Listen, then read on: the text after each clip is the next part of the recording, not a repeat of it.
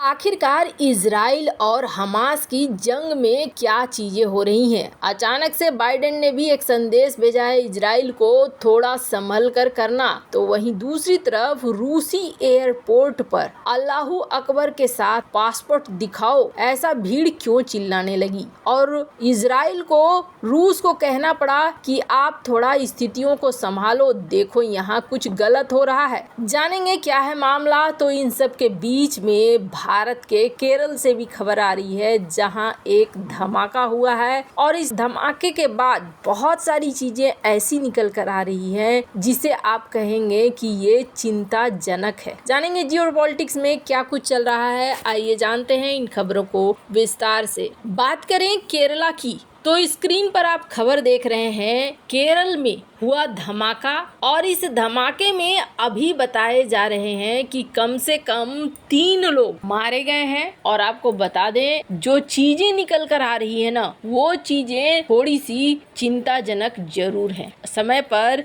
चीजों को देखना बेहद जरूरी हो गया है। आपको बता दें इस वक्त जो सिचुएशन है उस सिचुएशन को मॉनिटर किया जा रहा है। 20 लोग इसमें घायल भी हैं। अब ये सब कुछ हुआ क्यों है? तो दरअसल ईसाइयों का समुदाय एक धर्म सभा कर रहा था और इस धर्म सभा में यहोवा विटनेस नाम का कार्यक्रम चल रहा था। अब इस यहोवा विटनेस कार्यक्रम में करीब 2000 लोग से ज्यादा मौजूद थे। अब अचानक से क्या होता है, प्रार्थना शुरू होती है और 5 मिनट के अंदर ही धमाका होता है। पहले एक धमाका हुआ, उसके बाद और भी धमाके हुए। अब यहाँ पर चिल्लम चिल्ली मच जाती है, अफरा तफरी मच जाती है, लोग इधर उधर भागने लगते हैं। केरल जो भारत का बहुत ही खूबसूरत राज्य, वहाँ पर कुछ ऐसी चीजें अब हो रही हैं जिन चीजों को लेकर चिंता जरूर हो रही है। अब जैसे ही ये सब कुछ होता है मन में ख्याल आने लगता है क्या ये आतंकवादी हमला है, आखिर इसमें टिफिन बॉक्स का इस्तेमाल क्यों किया गया, बहुत सारी चीजें हैं। तो यहाँ पर अभी यहाँ आतंकवाद रोधी दस्ते,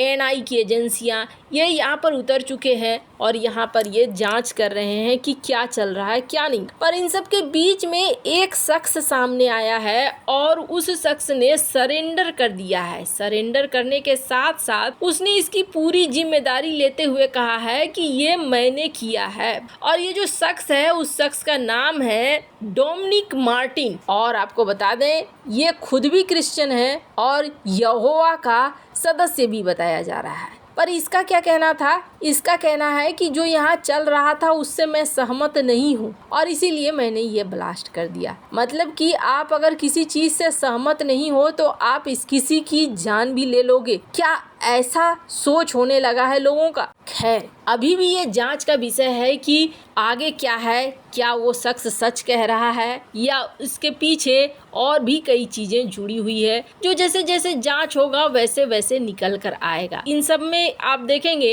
एक ट्वीट जो शशि थरूर के द्वारा की गई, जो केरल से ही आते हैं और उन्होंने कहा कि मेरा राज्य जिस तरीके से गिर रहा है, ऐसी मानसिकता में फंस रहा है, ये बहुत ही बुरा है और हम लोगों को मिलकर इसे रोकना चाहिए। अब ये कहना क्या चाह रहे, आपको बता दूं केरल सचमुच में काफी खूबसूरत और बहुत ही अच्छा राज्य रहा है, लेकिन यहाँ कुछ चीजें ऐसी हो रही हैं जो चिंताजनक हैं। जैसे कि एक फलस्तीन के समर्थन में रैली आयोजित की गई और इस रैली में शशि थरूर भी जाने वाले थे, लेकिन शशि थरूर ने एक स्टेटमेंट दे दिया था और वो स्टेटमेंट था कि हमास ने जो पहले हमला किया वो हमला बर्बर था। बस इसी वजह से उन्हें उस आयोजन में नहीं बुलाया गया। पर हाँ आपको बता दें जो ये आयोजन हुआ फिलिस्तीन समर्थक रैली में, उसमें किसे बुलाया गया? तो न्योता दिया गया हमास के लीडर को। जाहिर सी बात है बिना बुलाए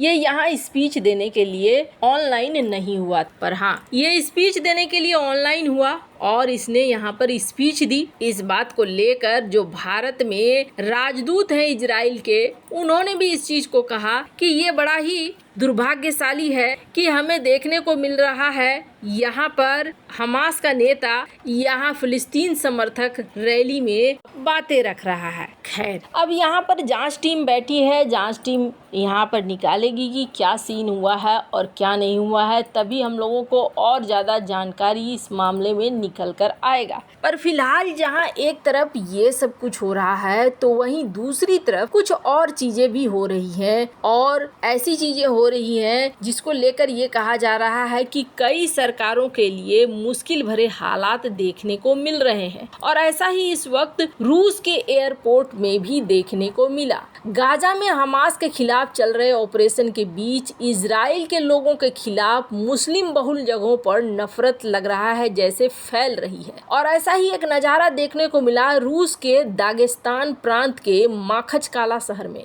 जहां इजराइल से फ्लाइट आने की अफवाह फैलने के बाद एयरपोर्ट पर कट्टरपंथियों की भीड़ ने तूफान मचा दिया। रूसी मीडिया रिपोर्ट्स के मुताबिक रूस के दागिस्तान प्रांत के माखचकाला शहर में रविवार को एक भीड़ ने हवाई अड्डे पर यह अफवाह फैलने के बाद धावा बोल दिया कि इजराइल से एक फ्लाइट आ रही है। रिपोर्ट्स के मुताबिक फिलिस्तीनी झंडे लिए भीड़ ने यात्रियों को घेरना शुरू कर दिया, क्योंकि उन्हें लगा कि जो फ्लाइट आई है उसमें इजराइल से आए यहूदी है। भीड़ मांग कर रहे थे कि फ्लाइट से जो लोग आए हैं उन्हें वापस इजराइल भेज दिया जाए, जिसके बाद इजराइल ने रूस से आग्रह किया कि रूस में रहने वाले इजरायली और यहूदी नागरिकों की रक्षा के लिए सरकार कदम उठाए। तो वहीं दागिस्तान प्रांत के गवर्नर ने वादा किया कि इस घटना के लिए जिम्मेदार लोगों को दंडित किया जाएगा। एयरपोर्ट से जो वीडियोस आ रहे हैं सामने, उसमें देखा जा सकता है कि भीड़ अल्लाहू अकबर के नारे लगा रही है और दर्जनों की संख्या में भीड़ एयरपोर्ट के अंदर दाखिल हो रही है। भीड़ का स्वभाव काफी आक्रामक है और वो इजराइल से आए लोगों को खोज रहे।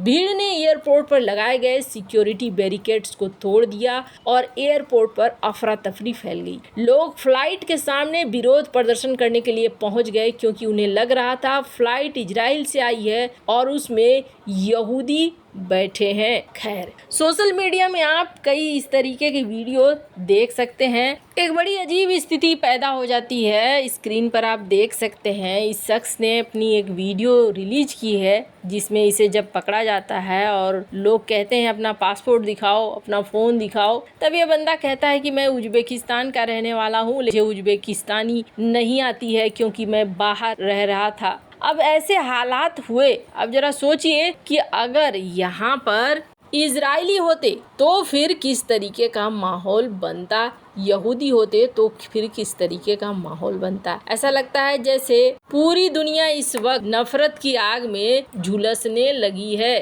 खैर, इन सब के बीच में बाइडेन ने एक संदेश जारी किया है और इस संदेश में बाइडेन ने ये कहा है कि हमास और गाजा के आम नागरिकों पर अंतर करना होगा इजराइल को और उसी हिसाब से काम करना होगा। खैर, इन सब मामले में आपकी क्या राय है, कमेंट कर जरूर बताएं। जल्द मिलते हैं अगले वीडियो में नई खबर के साथ।